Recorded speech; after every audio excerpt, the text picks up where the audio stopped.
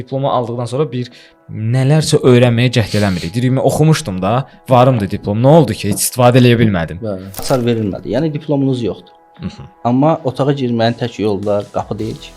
Pəncərədən də girə bilər. Bəli. Bazarınız varsa pəncərədən də girə bilərsiniz. Bir şəxsin iş tapması üçün CV kifayət eləmir. Peşəkar karyera inkişafı üçün tələbəyə nəsə vermir. Universitetin adını çəkməyim.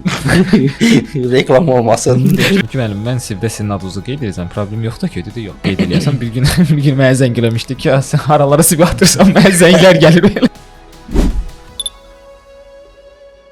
Hər vaxtınız xeyir olsun dəyərli izləyicilər. Bu gün sizlərlə açıq masada yenə də kifayət qədər önəmli və maraqlı bir mövzu ilə qarşınızdayıq. Hər birimiz universitetdə təhsil alırıq, ixtisaslarımızı oxuyuruq. Əlbəttə bunun səbəbi ondan ibarət ki, gələcəkdə bir peşəyə sahib olaq, bir sahədə çalışaq və bu sahədə çalışmaq üçün də əlbəttə ki, müraciət etdiyimiz şirkətlərdə ilk öncə HR-lar bizi qarşılayır. Onlar bizi yoxlamadan keçirdir. Bugünkü qonağımız isə 166 Yükdaşıma və Logistika şirkətinin HR departamentinin şöbə rəhbəri Elgiz bəydir. Elgiz bəy, xoş gəldiniz. Xoş gəldik. Təşəkkürlər Cəlal bəy. Sualdan keçid eləmək istirdim.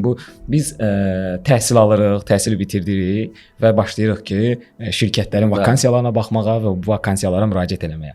Bəli. Bir HR şöbəsinin rəhbəri olaraq sizə gələn müraciətlərdə siz CV-də nəyə baxırsınız ən önəmlisi? Çünki çoxları bildirir ki, biz CV atırıq, amma geri dönüşlər gəlmir və yaxud da Əslində CV önəmlidir.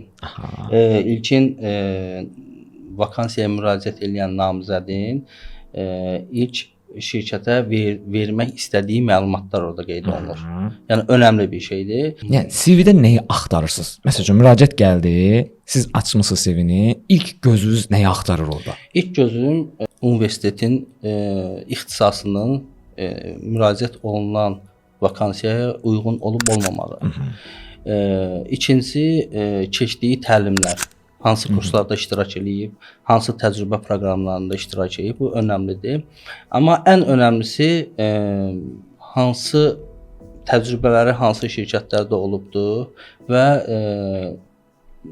təcrübə keçdiyi vaxtı, işlədiyi vaxtı hansı vəzifələri, hansı problemləri həll edib, hansı vəzifələri icra edibdir, sonra hansı əməliyyatlarda iştirak edibdir. Yəni bir əməkdaş, bir şəxs belə deyim, müraciət elədə təkcə çalışdığı yerin adını deyil, eyni zamanda orada çalışdığı sahəni də qeyd etməlidir. Hansı fəaliyyətlər göstərib orada əks etməlidir ki, hansı işləri icra edibdir, hansı əməliyyatları rəhbərlik edibdir və yaxud da iştirak edibdir. Bunlar qeyd olunmağı üstünlükdür. Bizim yəqin ki, ən böyük elədiyimiz səhvlərdən biri, daha çox namizədlərin ən böyük elədiyi səhvlərdən biri sadəcə adları qeyd etməkdir ki, mən falan yerdə çalışmışam, falan illərdə. Halbuki sizin dediyiniz kimi orada detalları da qeyd etmək ki, falan sadə əslində nə iş görmüsən? Hansı işi görmüşəm? Yəni mən bu işi bacardığımdan daha çox, yəni mən bu işi görmüşəm, mən bu məsuliyyəti daşımışamdan daha çox, mən nələri eləmişəm və hansı dəyişiklikləri, yəni nəticəm hansı dəyişikliklər olub. Bunu məsələn 15%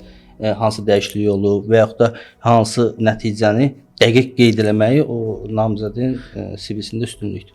Yəni ən azından siz bir namizədi canlı olaraq, real olaraq görməmişdən əvvəl onun kağızından onun bacarıqlarını nəzəri olaraq belə təxmin edə bilirsiniz ki, bu insan bu işləri görübsə, demək ki, bizim vakansiya əgər vakansiya uyğundsa, bu bizim üçün axtardığımız namizəd ola bilər. Ondan sonra artıq dəvət prosesi baş verir də belə deyək. Əslində orada dəqiq bir nəticənin yazılmağı bəlkə də nəticə bizi qane eləməyə bilər. Amma nəticənin dəqiq yazılmağı əməkdaşın nəticə yönümlü olmağını, hesabat yönümlü olmağından xəbər verir. Bu da çox üstünlük şirkətlər üçün. Tamam. İndi belə deyək də, burada bir məsələ də ortaya çıxır. Siz dediniz ki, CV-ni açdıqda baxırıq ki, çalışdığı sahə, eyni zamanda oxuduğu sahə, hansı sahədə təhsil alıb, ali təhsili belə deyək və bu sahənin müraciət etdiyi vakansiyaya uyğunluq dərəcəsini belə deyək nəzərdən keçirirsiniz. Günümüzdə vəziyyət elə bir həddə gəlib çatıb ki, universitet təhsili almadan müraciətlər bəs necə dəyərləndirilir? Yəni bir əməkdaş, bir şəxs ali təhsili yoxdur. Onun heç bir şansı yoxdur. Yox, qətiyyən elə deyil. Şansı var. Sadəcə diplom bir açardır. Yəni ali təhsilli olub diplomu olan daha rahat o yolu keçə bilir. Amma diploma olmayan biraz yol var, amma biraz kəllə götürürük. Belə deyək də, bu indi günümüzdə texnologiya kifayət qədər çox yayğın alıb. Bir sıra kurslar var, həm fiziki şəkildə, canlı, real şəkildə gedilir, canlı şəkildə, həm də onlayn platformalar üzərində, məsələn, Udemy-ni misal gətirə bilərik ki, artıq dünyada məşhurdur da, populyardır və kifayət qədər də bunu izləyənlər, oradan sertifikatlar əldə edənlər olur. Fərz elə ki, bir namizəddir, ali təhsili yoxdur, amma sertifikatları genişdir. Bolda belə onlayn platformalarda hansısa bir sahə üzrə dərslərə qoşulub, sertifikatlar əldə edib və bir balaca da bunun backgroundu var da, belə deyək. Gedib hansı bir sahələrdə çalışıb. Amma diplomu yoxdur. Bir dənə diplomu yoxdur. Bir dənə diplomu yoxdur da. Bu adam 10-onluqdur, bir dənə diplomu çatışmır. Bu halda belə deyək də paralelində başqa bir namizəd də var. Amma onun diplomu var və iş təcrübəsi də siz deyən qədər də çox deyil. Belə olduğu təqdirdə siz hansını daha çox ön planda görürsüz? Mənim düşüncəmə görə diplom dediyim kimi bir açardır. Təsəvvür edin ki, sizin əlinizdə bir dənə açar var və 100 dənə də bağlı qapı var. Elə. Bu deyilir ki, bu bir açar fərqli 5 qapını aça bilər. Aha. Amma 95-in açarı deyil. Siz onu çox qısa bir zamanda hamısını yoxlaya bilərsiniz. Və o 5 qapının 5-ini də aça bilərsiniz. Yəni 1 saatda, 2 saatda belə deyim. Və istədiyiniz o 5 otağın hər hansı birinə girə bilirsiniz. Açar sizə imkan verir o otağa girməyə. Amma o otaqda qalmağa imkan vermir. Bu bir. Deyək ki, bu sizə açar verilmədi. Yəni diplomunuz yoxdur. Amma otağa girməyin tək yolu da qapı deyil ki. Pəncərədən də girə bilərsiniz. Bəli, bazarınız varsa pəncərədən də girə bilərsiniz. Yəni artıq günümüzdə universitet diplomu getdikcə yavaş-yavaş öz prioritetliyini itirməkdədir, yoxsa alternativ lazım, üstünlükdür. Heç lazım da deməyim, üstünlükdür, şərt deyil. Yəni artıq onun bir alternativləri yaranır. Bəli, bəli. Hətta nəticə etibarilə artıq bir çox texnoloji avadanlıqlar çıxıb ki, normal bir insanın gündəlik iş fəaliyyətini artıq onlar robotlarla idarə edə bilirlər və ya da süni zəka ilə idarə edə bilirlər. Artıq fərqli bacarıqlar ehtiyac tələb olunur. Bunlar öz yerində. Bizim bu beynəlxalq miqyasda götürəndə ümumiyyətlə universitetlərin tədrisinin çox güclü olduğu ölkələr var. Çox güclü tədris təhsil verə bilən, bilik verə bilən tədris müəssisələri var. Amma paralelində ölkə daxilində götürək də, bu beynəlxalq miqyasda müqayisə eləyə bilmirik də. Biz təəssüflər olsun ki, öz universitetlərimizdə. Bizim universitetlərimizdə aşılaya bilinməyən ən önəmli 5 bacarıq və yaxud da ki, bir neçə bacarıq da sadalaya bilərsiniz. Nələrdir? Və siz düşünürsünüz ki, bu 5 bacarıq mütləq olmalıdır da bir fərddə. Düşünürəm ki, emosional zəka, məsəl üçün, bu çox zəif olur. Münaqişələrin idarə olunması, tənqidi qəbul etmə, problemlərin həll olunması. Məsəl üçün, mən öz karyeramda görürəm ki, bəzən yeni işçidir, emosional davranır və çox kiçik problemləri böyüdür də. Bəli, həll etmək, yəni axırına çıxıb həll etmək varkən getdikcə böyüdür və bu yeni problemlər çıxardır. Digər bir nüans networkingdir. İndiki günümüzdə ən asan, ən ilk ağla gələn bir iş tapma metodu CV göndərməkdir və ən çox insanların şikayət elədiyi nüans budur. Əslində CV belə deyim, bir insanın, bir şəxsin iş tapması üçün CV kifayət eləmir. Əlbəttə. Bəli. Onun networkingi vacibdir. Özdə indiki dönəmdə. Məsəl üçün passiv LinkedIn hesabı deyək, olması şərt deyil. Onun içinin dolğun olmalıdır. Dolğun olmalıdır və onunla tanış olan, belə deyim, işə qəbul mütəxəssisi sizi çağırmamışdan əvvəl sizin LinkedIn profilinizə də baxır. Oradan artıq ilkin anlayışlar ortaya çıxır. Bu networking aspektindən kifayət qədər güclü bir alətdir də, belə deyək də, güclü bir alətdir. Çünki hər kəs bilmək istəyir də. Təkcə çünki istər-istəməz də hər kəs özünü yaxşı göstərmək istəyir, özünü ən yaxşı formada təqdim etmək istəyir qarşı tərəfə, əlbəttə HR-lara. Və CV bunun ilkin alətləridir, amma arxadan sosial media hesablarında, LinkedIn hesablarındakı onlar baxmaq istəyirlər ki, bu həqiqətən CV-dəki qədər möhtəşəmdirmi, onu nəzərdən keçirmək istəyirlər. Növbəti sərişdə universitetlərdə öyrədilməyən düşünürəm ki, özünü satma, belə deyim. Öz bilik və bacarıqlarının dəyəri qədər göstərə bilmə. Bəzən insan özünü təqdim etmədə çətinlik çəkir və bu yayğındır. İşə qəbul mütəxəssisi qarşısındakını tam kəşf eləyə bilmir. Bilirsiniz? Yəni ona görə özünü təqdim etmə səriştəsdə əlbəttə. Çünki müsahibə zamanı neçə dəqiqə vaxt olur ki, mütləqdir yəni. Çox qısa bir müddət olur. Sən o qısa müddətə inandırmalısan ki, HR ki, mən həqiqətən sizə vacib sizə lazım olan mütəxəssisəm. Əlbəttə, o çox önəmlidir. Əlavələriniz var indi?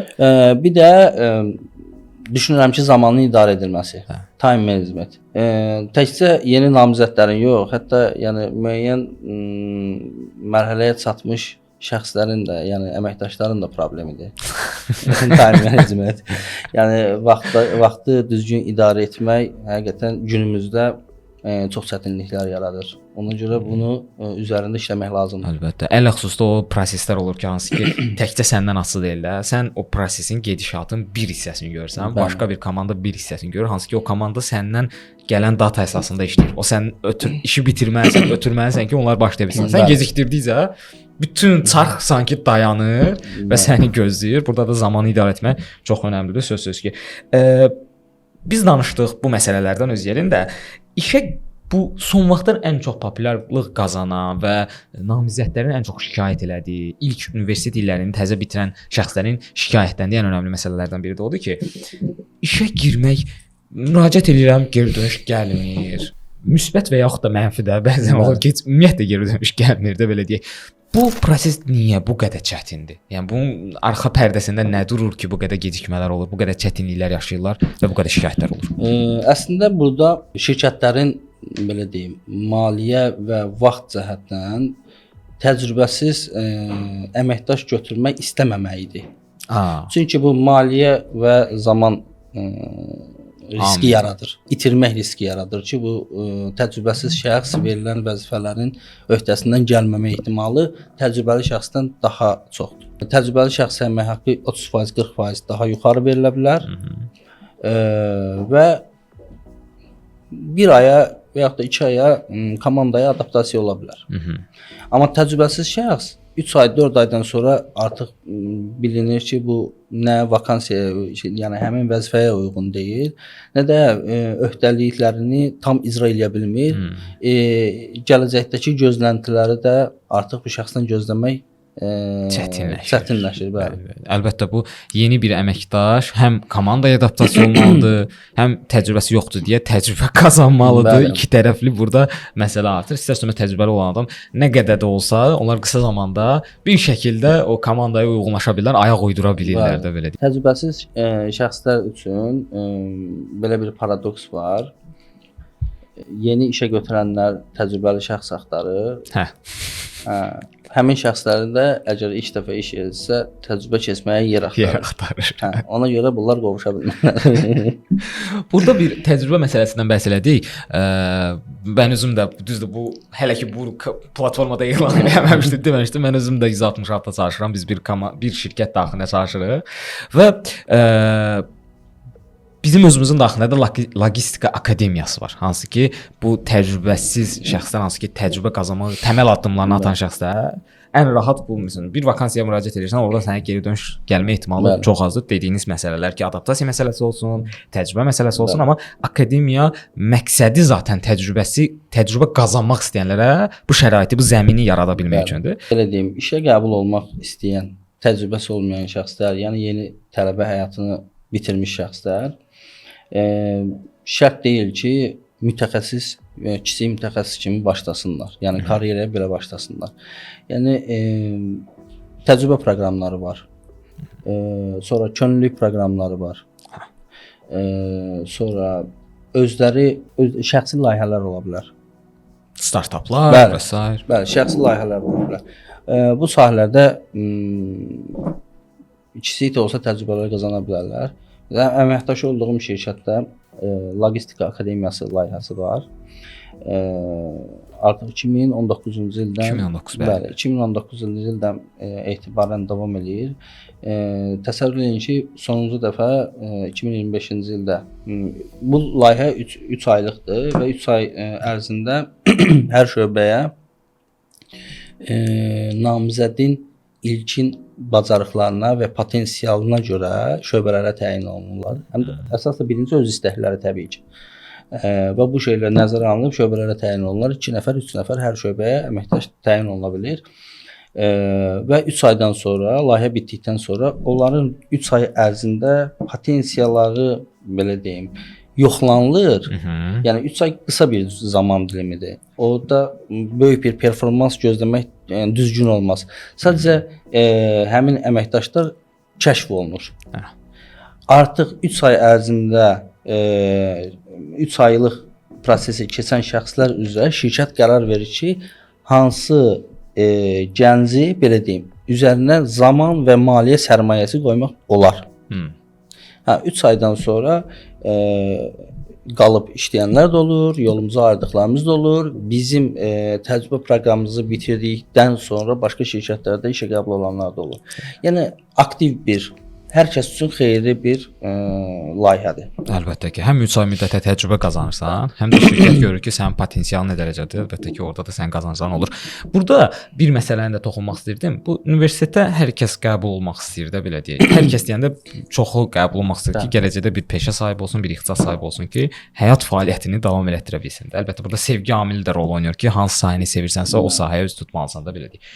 Ümumiyyətlə bizim bu barədə bizim əvvəlki podkastlarımızda çox müzakirələrimiz olub ki, mentor məsələsi, hansı ki bizim universitetlərimizdə və yaxud da ki məktəblərimizdə belə bir proqram, belə bir layihə yoxdur ki, şagirdə aşağı yaşlardan mentorluq eləsin. Bu düşür valideynin və oradakı müəllimlərin öhdəliyinə ki, uşağa yol göstərsinlər ki, bax sənin bacarığın budur, sən bu sahəyə yönəlsən, bu ixtisasa yönəlsən, sənin üçün daha uğurlu olar da.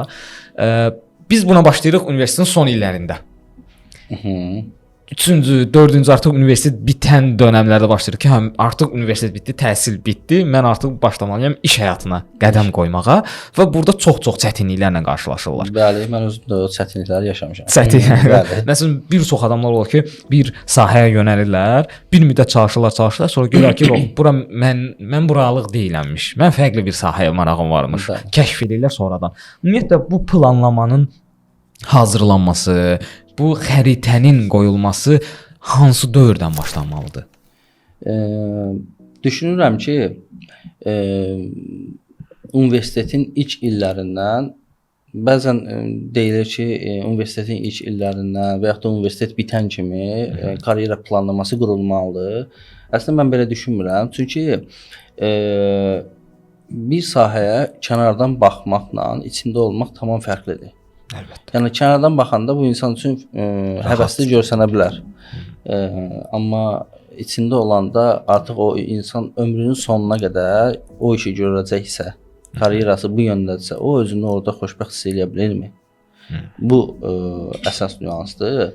Ona görə düşünürəm ki, İnsan 18-19 yaşından sonra artıq başlayır öz qərarlarını verməyə, kiçik-kiçik, yəni addımlar atmağa, öz karyerası baxımından, öz həyatı baxımından.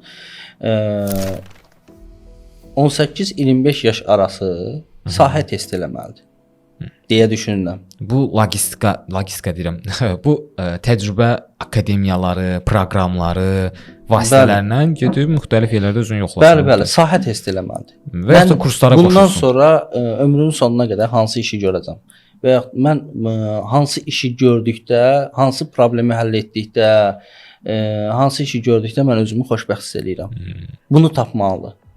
Çünki bəzən elə olur ki, məsələn, adam 30-35 yaşına qədər gəlib, 40 yaşına qədər gəlib, artıq baxır ki, bu sahə, bu iş, bu peşə bunu xoşbəxt eləmir.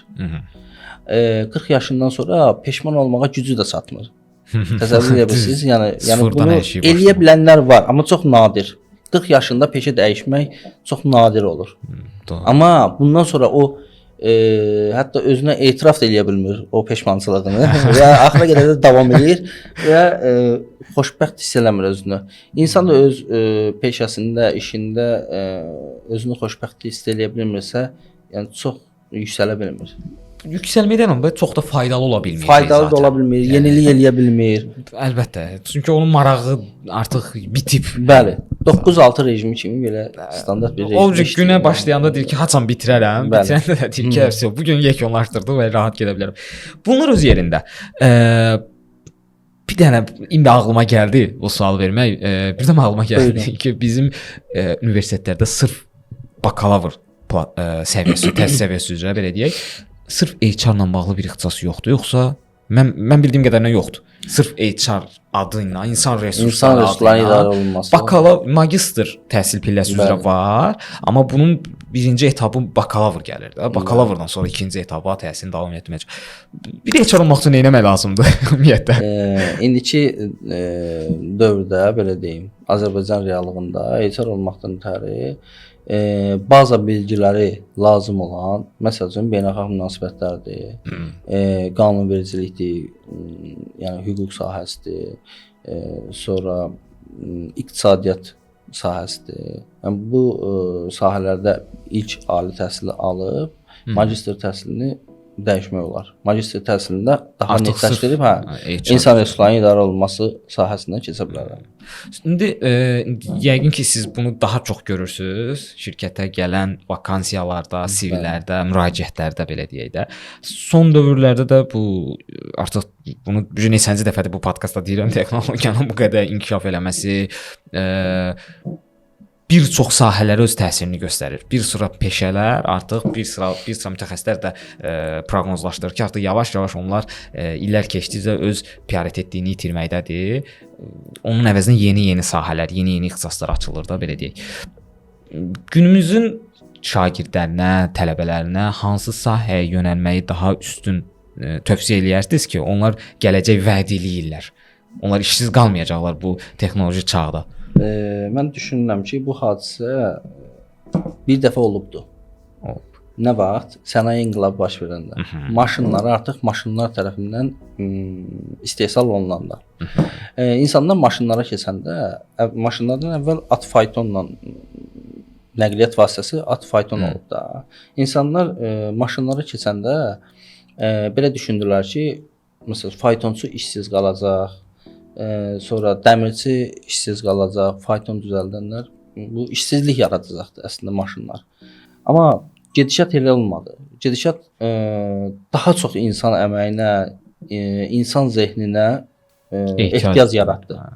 Əvvəl məsələn nəqliyyat vasitəsinin var olması üçün 3-4 nəfər lazım idi. Məsələn ata baxan, at həkimi və yaxud da nə bilim dəmirçi, təkər düzəldən bunlar lazım idi. Amma maşın istehsal olunandan sonra görün nə qədər usta lazımdır bir maşını müxtəlif hissələrini təmin etməkdən ötəri. İnsan gücünə daha çox ehtiyac oldu, hətta insan zehninə daha çox ehtiyac oldu. Həmin dövrdə o at arabası sürənin bir şeyə ehtiyacı var idi. Gedib prav almalı idi. Bəli. Sahəsində bir balaca sahəsində tendensiya dəyişirsə, sən də dəyişiklikdən ayaqlaşmalısan. Estetik düzəlişlərə ehtiyac var. Əvvəllər sadəcə çubuqla, atın sadəcə idarə edir. Artıq rola keçir. Rola keçirsə və onu sənədləşdirmək lazımdır, prava lazımdır. Bəli, onlar öz yerində. Mən demək istədiyim şey nə deməkdir? Hal-hazırda bir HR olaraq siz məsələn bir şirkətin ən önəmli departamentlərindən birində çalışırsınız, hansı ki, şirkətin fəaliyyətinin təşkil edən əməkdaşları siz seçirsiniz ki, bu əməkdaşlar bizə daha faydalıdırlar. Hansı sahəyə daha çox tələbat var?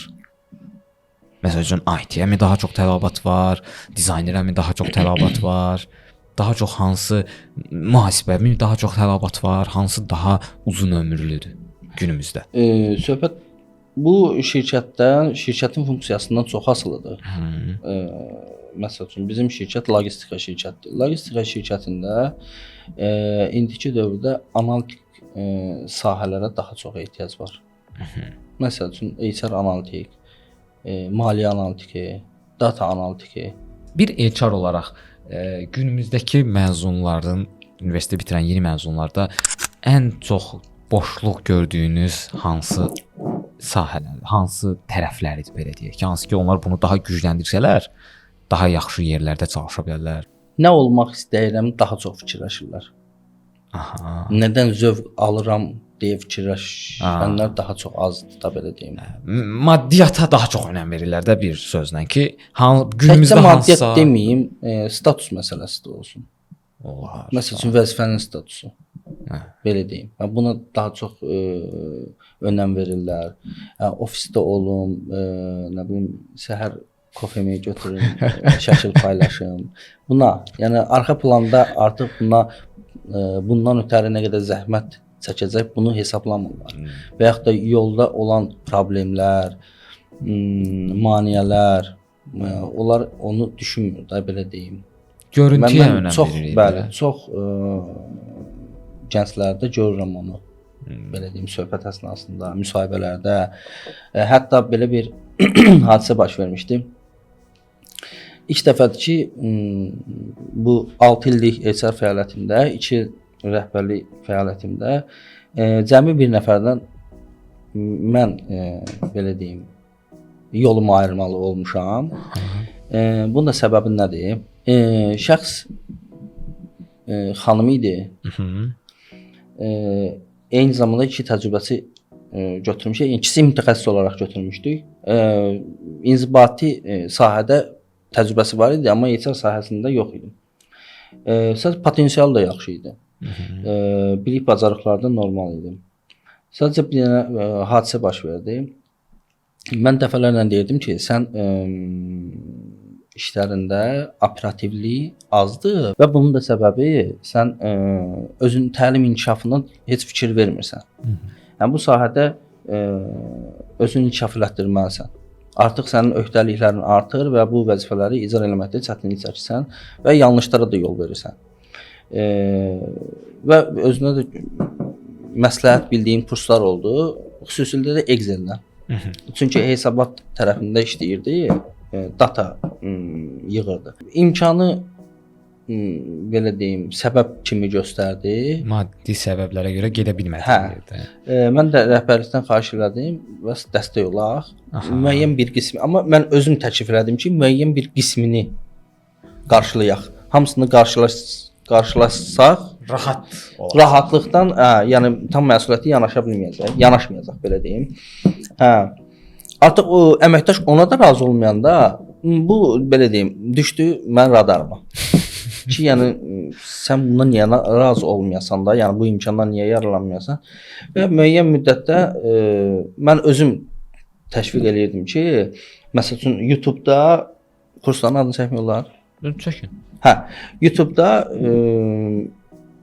kanallar var, Excel kanalları, Handex'dir, Kubi Akademidir, sonra İnnapdır. Yəni sağ olsunlar, həqiqətən gənclərə dəstək olmaq üçün pulsuz materiallar pulsuz materiallar və mən özüm baxmışam onların videolarına və çox səliqəlidir. Baxılır ki, yəni insanlar həqiqətən onun üstündə zəhmət çəkiblər və çox faydalıdır. Yəni buradan da gənclərə məsələn tövsiyə eləyirəm ki, yəni bu video serilərinə də seriyalarına baxsınlar, həqiqətən çox müsbət nəticələrini görəcəklər. Bunu təklif elədim. Bu əməkdaş ona da yetmədi. Dedim, yaxşı, özüm az-az məşğul olaram da, onsuz 2 nəfərdilər. Bir dəfə baxdım ki, bir gün bayram tətildən qayıdanda gördüm saçını eləyibdi, rəngi dəyişibdi falan. Əməkdaşlarla söhbət eləyəndə dedi ki, buna 260 manat pul veribdi. Yəni müəyyən məbləğdə ödəniş edib. 260 manat, yəni həqiqətən, yəni 20-30 manat olsa adam deyir ki, okey, yəni problem deyil də. 260 manat deyəndə mən şok oldum. Ki bundan gedib bu kursda istəsə mərhələyə keçəcəkdim. Kursun qiyməti onun payına düşən hissəsi 130 manat idi. Və 3 aylıq bir kurs idi. Digər hissəsini 50%-ni şirkət ödəyəcəkdi. Bu adam onu vermədi. Bunu mən görəndə artıq mən o radarda düşmüşdü. Bu da qətiləşdirdim. Ki bir insan öz zəhmətini başının çölünə yox, daha çox içinə yatırım eləməlidir. Çünki başın çölünə yatırım eləmək xərcdir, içinə yatırım eləmək Bu effektiv bir yatırımdır da. Gələcəyə yatırım. Gələcəyə yatırımdır. Yəni bu insan özü haqqında effektiv düşünmürsə, iş haqqında heç vaxt düşünə bilməz. Bu əməkdaşın belə bir qərarı artıq mənim üçün də qərar oldu. Müəyyən müddətdən sonra bildirdim ki, mən strateji olaraq bir planlama qurmalıyam. Amma bu planı o əməkdaşdan qura bilməyəcəyimi bildirdim və müəyyən vaxt verdim ki, mən yolumu ayırmaq istəyirəm. Çünki HR komanda işidir.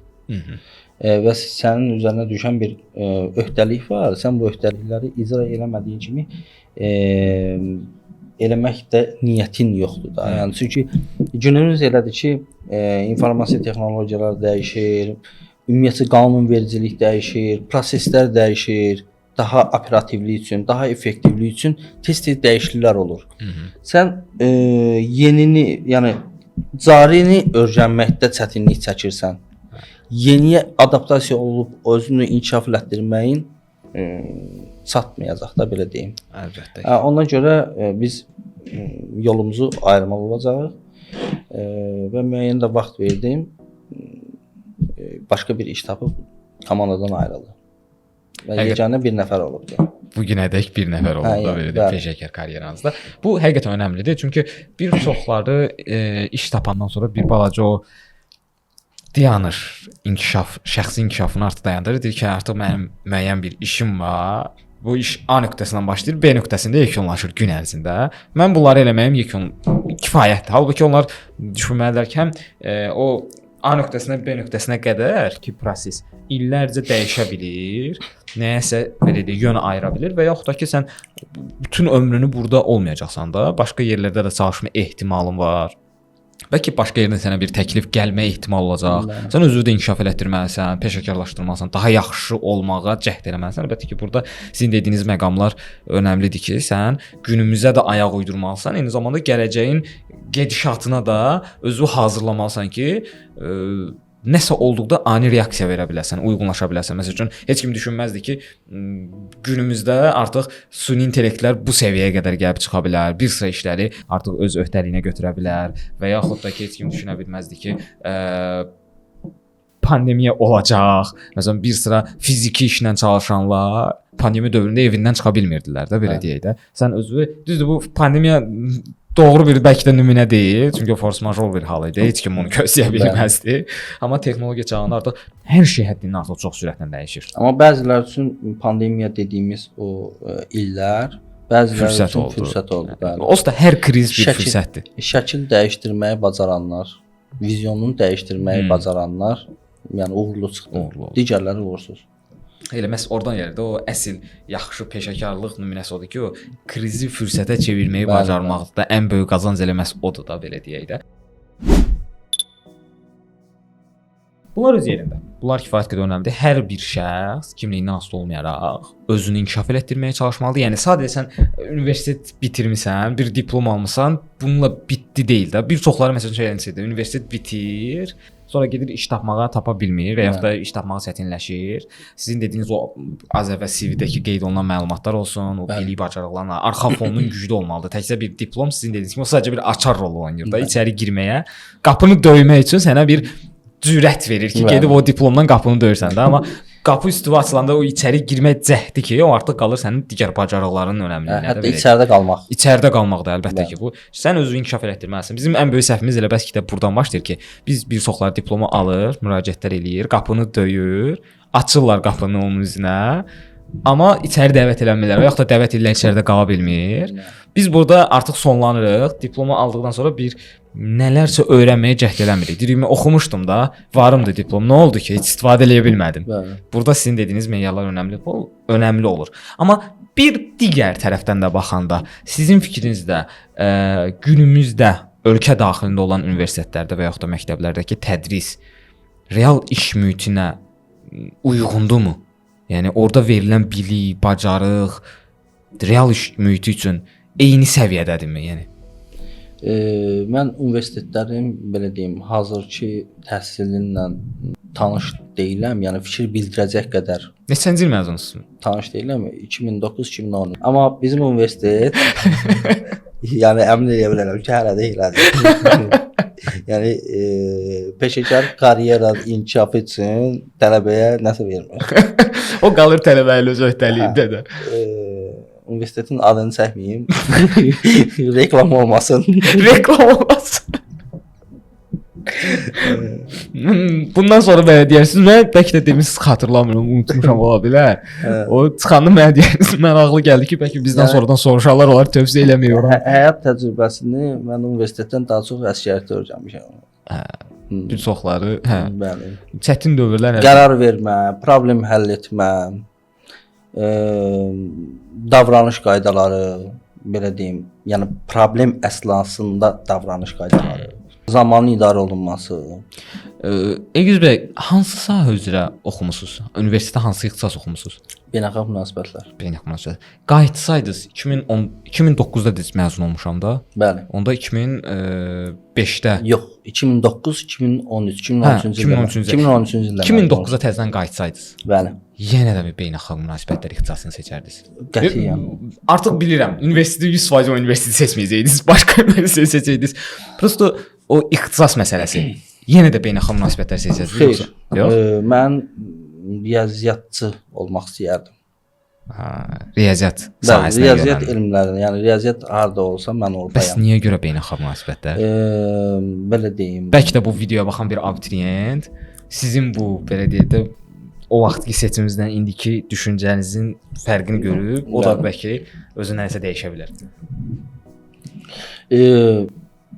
Riyaziyyat məsələləri həll edəndə özümü uşaqlıqdakı qayğısız xoşbəxtliyi yaşayıram.